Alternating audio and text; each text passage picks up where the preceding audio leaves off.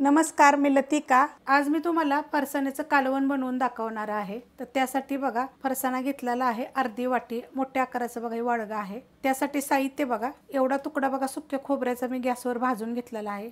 6 पाकळ्या लसणाच्या घेतलेल्या आहेत, एक हिरवी मिरची घेतलेली आहे आणि छोटा तुकडा आल्याचा घेतलेला। तर ह्यात तुम्हाला सांगते, एक छोट्या आकाराचा कांदा पण तुम्ही जाळीवर भाजून जर घेतला तरी चालेल, एक टोमॅटो पण तुम्ही जाळीवर भाजून घेतलं तरी चालेल आणि हे सगळं मिक्सरला बारीक केलं तर चालेल।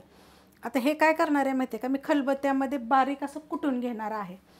आणि जो फरसाणा दाखवलेला आहे ना, हा मिक्स फरसाणा आहे, जेणेकरून आपण मिसळला वगैरे आपण टाकतो ना मिसळवर, तो आहे बघा। सगळ्या गोष्टी मिक्स आहेत। खूप रेसिपी मी अपलोड केलेल्या आहेत वेगवेगळ्या पद्धतीनं। रेसिपी बघितली की लाईक आणि कमेंट करा। तुम्ही कसं बनवता जरा मला कमेंट करून सांगा। कढई गरम करत ठेवलेली आहे, त्याच्यामध्ये तेल टाकून घेऊया। तेल टाकायचे आपल्याला अर्धी पळी, आवडीनुसार थोडंसं कमी जास्त केलं तरी चालेल। आणि जेव्हा आपण मिसळ बनवतो किंवा फरसाण्याचं कालवण, रस्सा कालवण जेव्हा बनवतो ना, तर तुम्हाला जास्त तरी पाहिजे असेल ना, तर तुम्ही तेलाचा वापर पण थोडासा जास्त करू शकता ना, तर काश्मीरी मिरची पावडर पण टाकू शकता। त्याला गरम होऊन देऊया।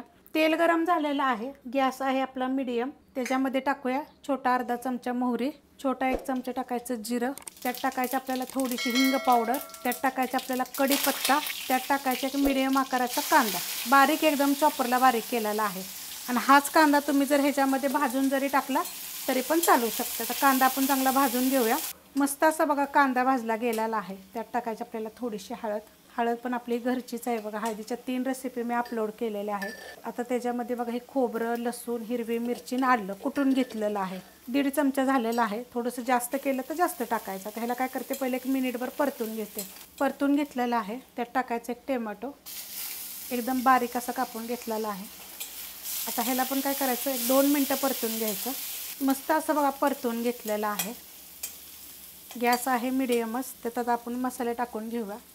1 चमचा छोट्या आकाराचा गरम मसाला पावडर, कांदा लसूण मसाला 1.5 चमचा तुमच्या तिखटाप्रमाणे टाका, मिक्स करून घेऊया। कांदा लसूण मसाला जर नसेल ना तुमच्याकडं जो आहे तो टाकला तरी चालेल। मिरची पावडर जरी टाकली तरी पण चालू शकते। त्यात टाकायचं आपल्याला चवीप्रमाणे मीठ, जरा कमीच टाकायचं कारण आपण ह्याच्यामध्ये फरसाणा टाकणार आहे। आता हे काय करणार आहे, 1 मिनिटभर फक्त परतून घेणार आहे।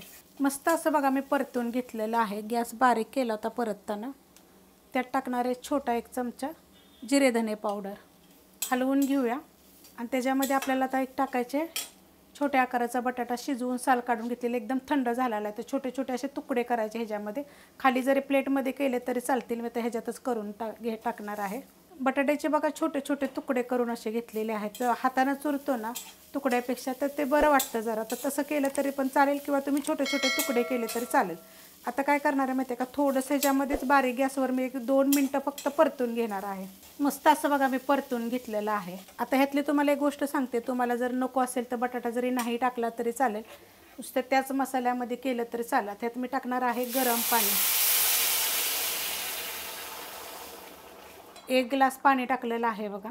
1 ते 1.5 ग्लास म्हटलं तरी चालेल। आणि पाणी ओतताना मी गॅस एकदम बारीक केला होता।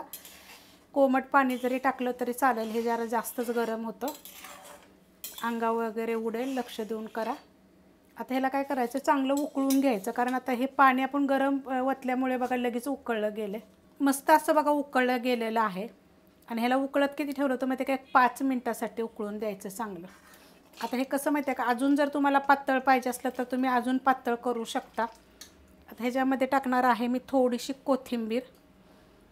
आता हे काय करायचं माहिती आहे का, जर तुम्ही जेवायला लगेच बसत असाल, तर हे बनवलं आणि तुम्ही लगेच जर जेवायला बसला तर लगेच फरसाणा टाकायचा आणि एक उकळी फक्त काढायची। नाहीतर काय करायचं माहिती आहे का, जेव्हा तुम्ही जेवायला बसेल का नाही, तर गॅस आता बंद करून टाकायचा, कारण हे चांगलं उकळलेलं आहे। आणि जेव्हा जेवायला बसेल का नाही तेव्हा गरम करायचं आणि मग त्यात तुम्ही फरसाणा टाका। आता जर आपण ह्यात फरसाणा टाकला ना तर एकदम असा गाळ होईल त्याचा।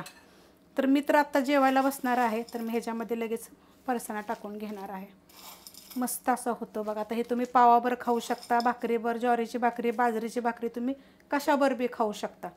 आता हा फरसाणा किती होता, तर 150 ग्रॅम, 1 छोट्या आकाराचा बटाटा, ह्या साहित्यामध्ये अजून तुम्ही ह्याच्यामध्ये अर्धा ते 1 ग्लास पाणी ओतलं तरी पण चालू शकतं। मस्त बघा झालेलं आहे। एकदा जरूर करून बघा।